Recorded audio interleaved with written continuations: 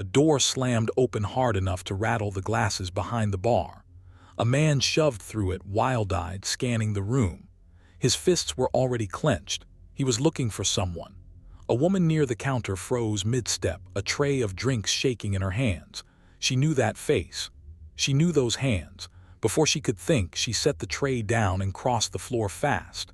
She dropped straight into the lap of the biggest stranger in the room, a graying man in a leather cut, a scarred old bloodhound at his boots. "Play along," she whispered. "Please." The man they called Deacon didn't flinch. He wrapped one arm around her like she'd always been there. Then he leaned close and said 6 quiet words that stopped her ex cold in the middle of the floor. What were those 6 words? Stay with me on this one. Her name was Delia Marsh, and for the last 2 years she'd been running out of places to hide. She worked nights at a roadhouse called the Broken Spoke, a low building of cinder block and neon that sat off the highway outside Flagstaff, where the trucks pulled in and the desert wind pushed through the parking lot. She'd taken the job because it paid cash, and cash didn't leave a trail. She'd learned to think that way. She'd had to. Delia was 31, though most people guessed older, because she carried herself like someone who'd stopped expecting good news. She kept her hair pulled back tight. She kept her back to the wall when she could. She'd figured out which tables let her see the door, and she never worked one she couldn't watch it from. That was the whole trick of her life now. Watch the door, know your exits, keep moving. She'd gotten good at the small things too. She parked her car nose out every shift so she could leave fast if she had to. She kept a bag packed in the trunk, clothes, cash, the important papers, because she'd learned the hard way that when the time comes to run, you don't get to go back inside for anything. She'd changed her name on paper twice. She'd changed the color of her hair 3 times. And still, some nights, she'd catch herself holding her breath every time that bell over the door rang, waiting to see who walked through. The man who just come through that door was Cole Ackerman. And here's the thing you need to understand about Cole. He didn't look like a monster. He looked like a guy your sister might bring home, clean cut, easy smile, good handshake. That was exactly the problem. For the first 6 months, he'd been the kindest man she'd ever met. He opened doors. He remembered her coffee order. He'd show up at her work with flowers for no reason at all, and the other girls used to tell her how lucky she was. And then, slow as a rising tide, he'd started deciding things, small things at first. He didn't like that shirt. He didn't trust that friend. He thought she'd had one too many when they went out, and wouldn't it be better if they just stayed in? Every one of those things came wrapped up like it was for her own good, like it was love. By the time she understood what it really was, the walls had already closed in. She wasn't allowed to leave the house without telling him where she was going and when she'd be back. He checked her phone. He knew the mileage on her car.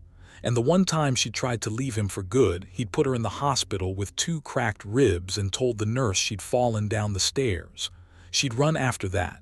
New town, new name on the paycheck, new locks. But Cole had a way of finding her. He always found her.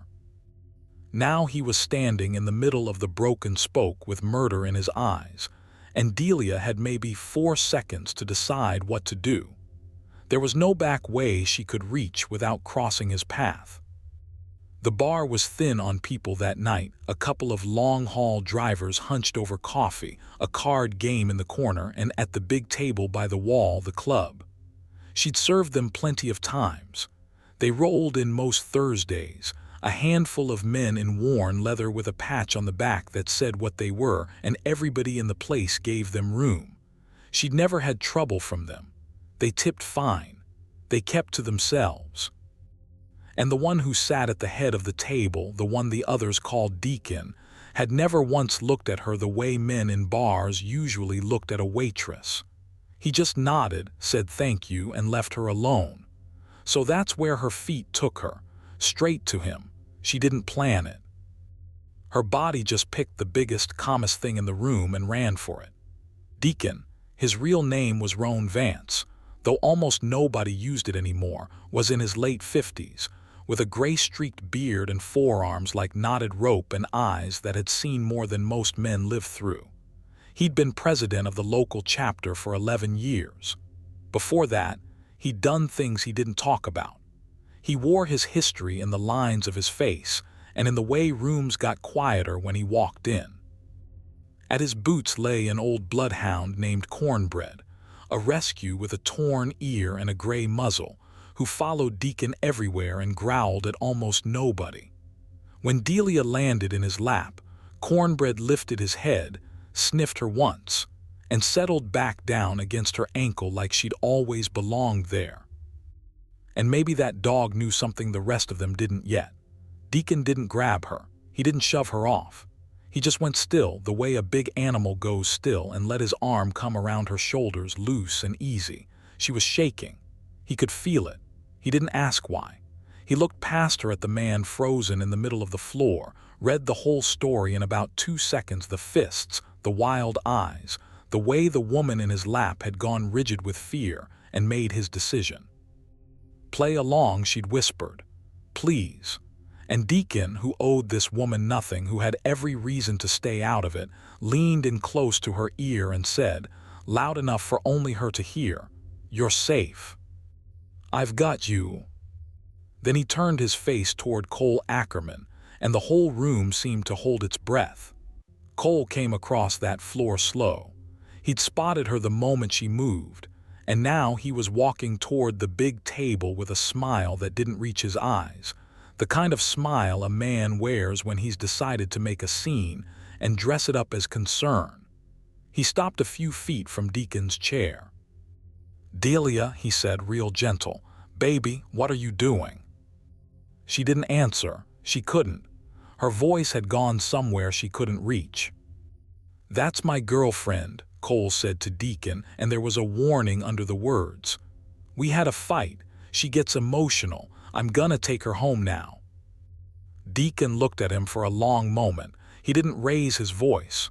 He didn't stand. He just tightened his arm a fraction around Delia, and when he spoke, every man at that table stopped moving. "She's family now," Deacon said. "Walk away breathing." 6 words, that was all, and they landed in the room like a dropped stone.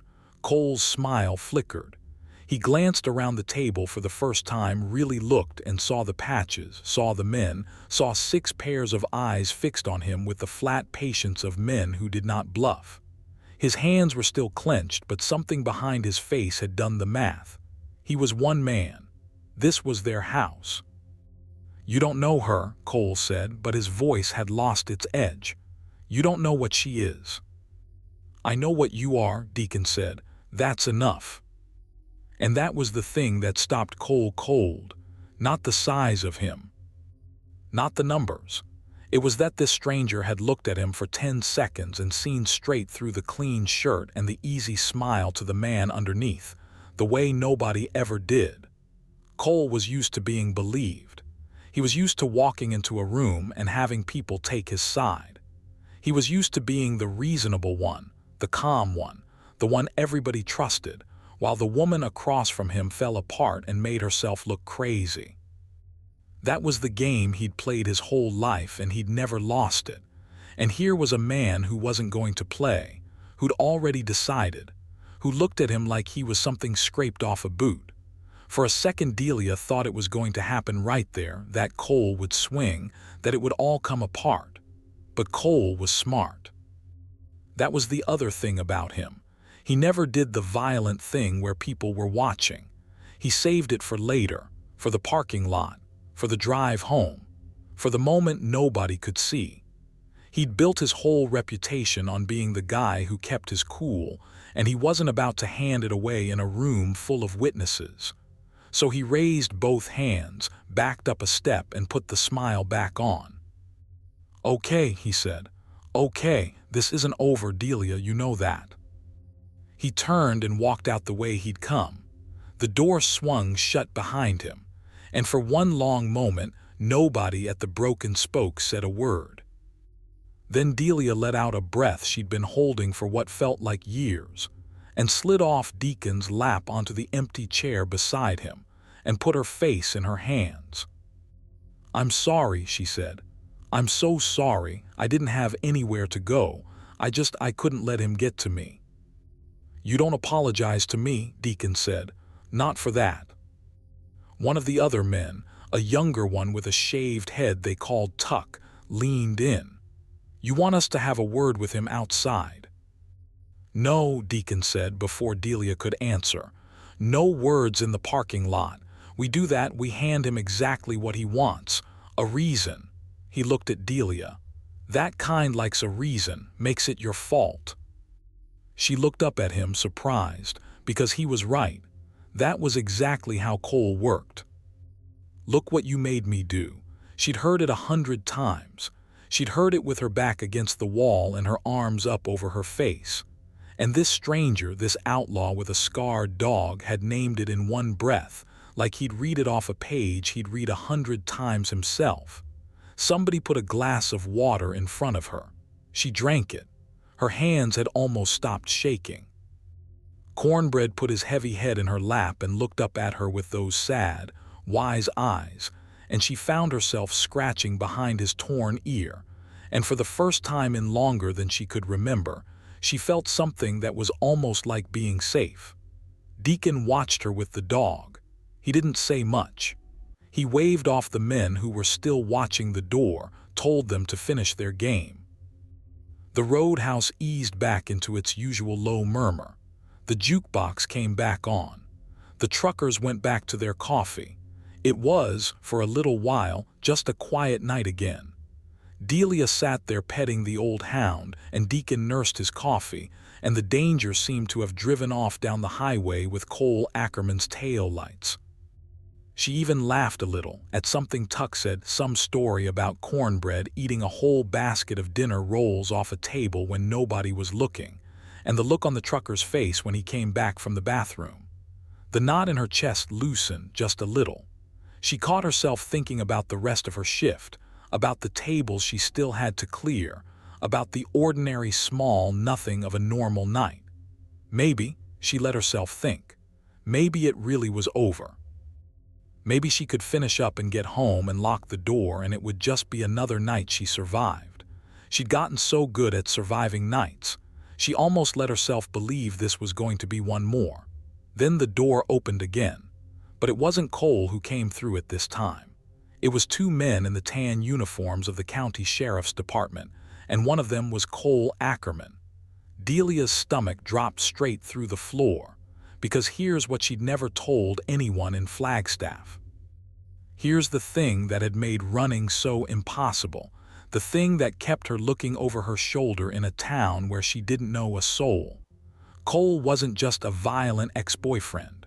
Cole was a sheriff's deputy. He had a badge and a gun and a partner and every advantage the system could hand a man, and he'd used all of it to keep her under his thumb. When she'd gone to the hospital, he'd made sure the report said fall. When she'd thought about pressing charges, he'd reminded her, real sweet, that his buddies ran the intake desk. Who did she think they'd believe? A drifter waitress with no local ties or one of their own. That was the sentence that had kept her running for 2 years, not his fists. The badge behind the fists. Every time she'd thought about going to the police, she'd remembered that the police were his. He'd told her once, laughing, that a woman like her could scream all she wanted and the only people who'd hear it worked for him. So she hadn't screamed. She'd just run. So this wasn't a bar fight anymore. This was the law walking through the door. And the man beside her, the man who just told a deputy to walk away breathing, had a patch on his back and a history that a badge could tear open like wet paper. Cole strolled in slow, thumbs hooked in his belt, real comfortable now, because the whole game had changed and he knew it. His partner, a heavy-set older deputy named Briggs, hung back by the door with his hand resting easy on his belt. "Evening," Cole said loud to the whole room. "Got a report of a disturbance. Assault maybe. Woman being held against her will." He looked right at Delia. "You okay, ma'am? You need us to get you out of here. These men bothering you." And there it was, the trap laid clean and simple.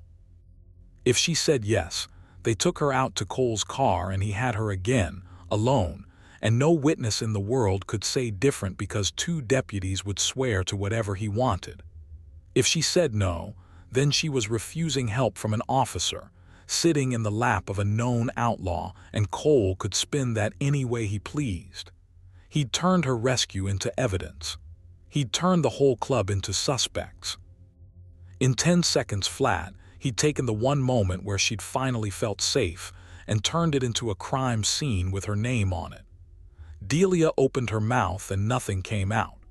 Now, before I tell you what Deacon did next, and believe me, it's the whole reason I'm telling you this story at all, do me a favor. If you're the kind of person who believes some people are worth standing up for even when it costs you something, hit that subscribe button and stay with me. Because this is where it turns. Deacon stood up, slow, both hands loose and visible at his sides, the way a man does when he knows every twitch is being watched. He was a head taller than Cole, but he didn't crowd him. He didn't raise his voice. He just looked at Deputy Briggs by the door, the older one, and said one word. Ray. Briggs went pale. Turns out Deacon and Ray Briggs went back 30 years. Turns out there were things Deacon knew about Ray Briggs from a long time ago that a wife and a pension and a church-going reputation would not survive. Deacon had never once used it. Wasn't his way. He'd carried it quiet for 3 decades, the way he carried everything. But he let the name sit there in the air, and he watched the older deputy understand exactly what it meant, and Briggs took his hand off his belt. Cole, Briggs said, quiet. Maybe we back this up a second. Shut up, Ray, Cole snapped, and that right there told the room everything about who really ran this arrangement. The senior man was scared and the junior man was giving the orders. Cole spun back to Delia. You're coming with me. Now, get up. She's not going anywhere, Deacon said. That's obstruction, Cole said, and his hand dropped to his sidearm and the whole room went cold. But here's the thing about the broken spoke on a Thursday night. Every single person in that place had a phone. And while Cole had been playing lawman, 3 of them had come up, quiet, and started recording. Tuck had his out, held low against his chest. A trucker in the corner had his propped against the napkin holder, angled at the door. And behind the bar, the owner, a leathery woman named Pam who'd seen every kind of trouble come through her doors in 40 years, had the security camera feed pulled up on her monitor and was already reaching for the phone to call the state police, not the county. The state. Because Pam had watched Delia flinch every time the bell over the door rang, for 6 months, and Pam was nobody's fool. Pam had buried a husband who used to swing on her too, and she knew that look on a woman the way you know your own name. Go ahead, Deacon said softly, nodding at Cole's hand on the gun. You want to draw down on an unarmed man in a room full of cameras because your girlfriend doesn't want to go home with you. Go ahead, deputy. Let's see how that plays. Cole's hand froze on the grip. You could see it happen on his face. You could see the whole thing he'd built, the badge, the smile, the reputation, the story that always came out his way. You could see it start to crack. Because for the first time in his life the room was not on his side and there was a record being made that he couldn't rewrite. He'd spent years being the man who controlled the story. And now the story was being written by a dozen strangers with phones, and he couldn't touch a single one of them. Delia, he said, and now the sweetness was gone and the real voice underneath came out, low and vicious. You think these people are gonna protect you. You think this old man's gonna be there at 2 in the morning. I will always know where you are. And that was the moment Delia Marsh stopped being afraid. I want you to understand what happened inside her because it's the true payoff of this whole night more than any 6 words. For 2 years she had lived inside that sentence. I will always know where you are. It had been the bars of her cage. She'd heard it in her sleep. She'd checked her rearview mirror 1,000 times because of it. And now she was hearing him say it out loud, in front of a room full of witnesses, in front of a camera, with a sheriff's deputy beside him going white as a sheet, and she suddenly understood something. He was scared. Cole Ackerman, for the first time, was the one who was afraid, because he'd finally walked into a room he couldn't control. She stood up, on her own. Cornbread rose with her, pressing against her leg, and she rested one hand on the dog's head to steady herself. "You broke 2 of my ribs," she said. Her voice shook, but it did not stop. "In April, 2 years ago, you told the nurse I fell. Her name was Rosa Delgado. She wrote down what you said, but she wrote down what she saw too. It's in the file. You never checked, did you?" She was shaking harder now, but louder. "And I kept the shirt, the one with the blood on it. It's in a bag with the date on it. I've had it the whole time. I was just too scared to use it, because you told me nobody would believe me." The room was dead silent. "But there's a camera on you right now, Cole," she said. 3 of them.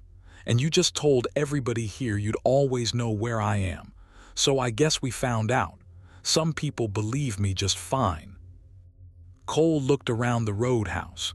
He saw the phones. He saw Pam behind the bar with the receiver against her ear saying, "Yes, that's right, a deputy I'll hold." He saw Briggs edging toward the door, already deciding to save himself.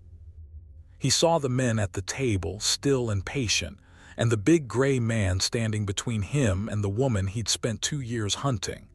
And he understood, finally and completely, that it was over. Not just tonight, all of it. The badge, the story, the cage he'd built around one woman's whole life. Gone, in the time it took a jukebox to change songs. "This isn't," he started. "It is," Deacon said. "Walk away breathing.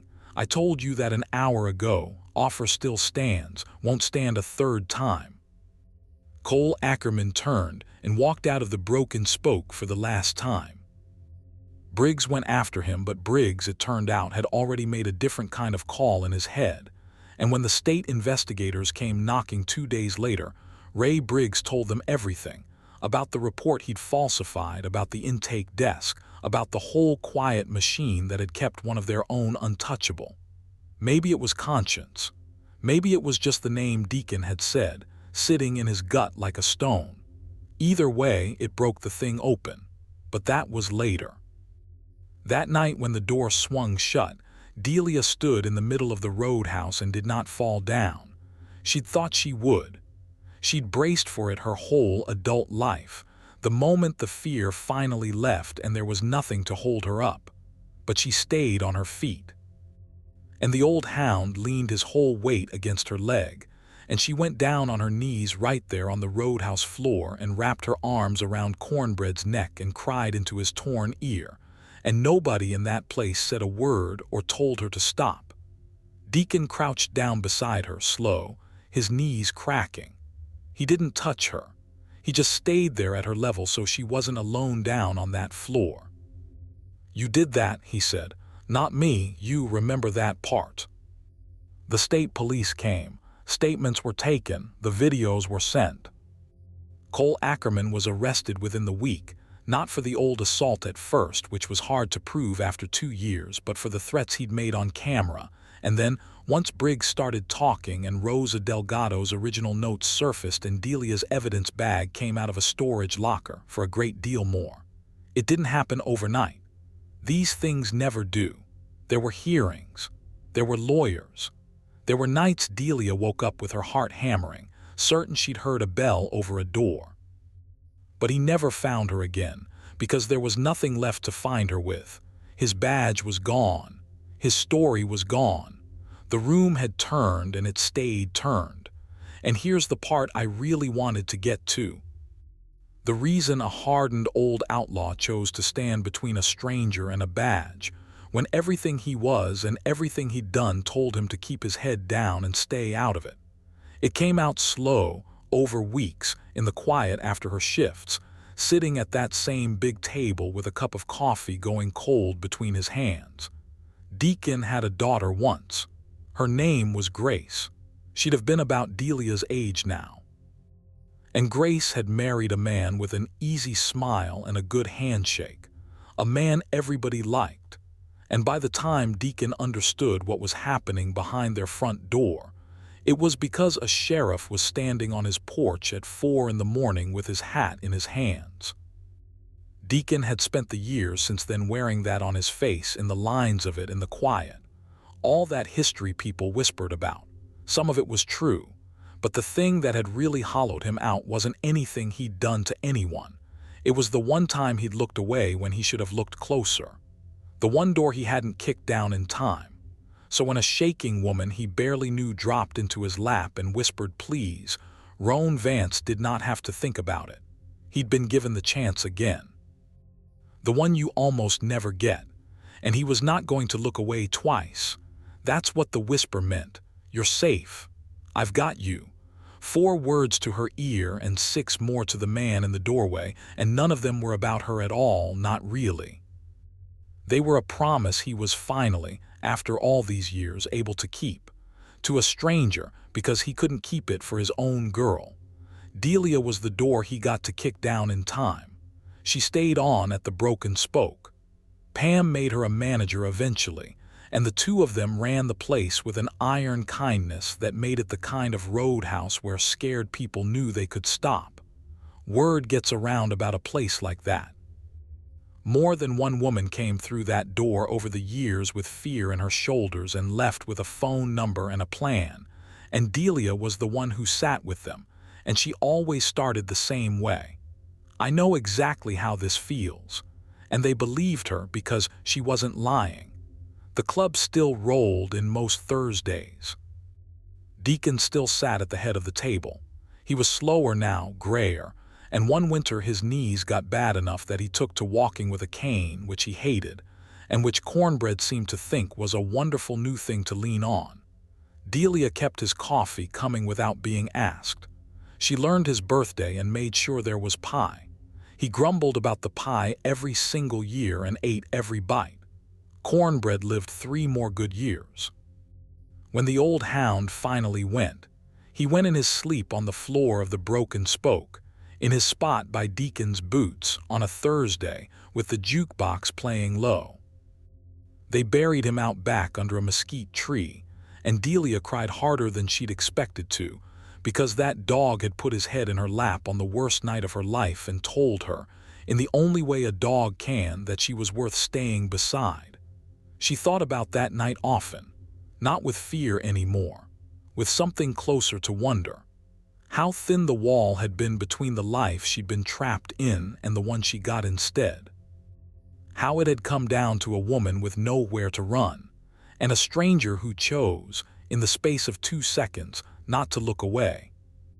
Years later, a young waitress Delia was training asked her about the framed photo behind the bar, a big gray man in a leather cut, a scarred old dog at his boots, and a woman between them, all 3 of them squinting into the sun and almost smiling. She asked who they were. Delia thought about how to answer that, about the door slamming open, about the fists and the wild eyes and the 4 seconds she'd had to decide, about dropping into the lap of the biggest stranger in the room and whispering please, and the 6 quiet words that stopped a hunting man cold. "That's the night I stopped running," she finally said. "And those are the 2 who stood still so I could." Then she picked up a tray, checked the door out of old habit, and found she wasn't afraid of it anymore. The rewrite comes to roughly 4,990 words, inside the 4,805,200 target. The hook is unchanged at 150 words and the closing sequence is preserved verbatim. The added length lives in the setup, Delia's survival routines, Cole's slow tightening control, the confrontation, the false calm, and the deputy escalation.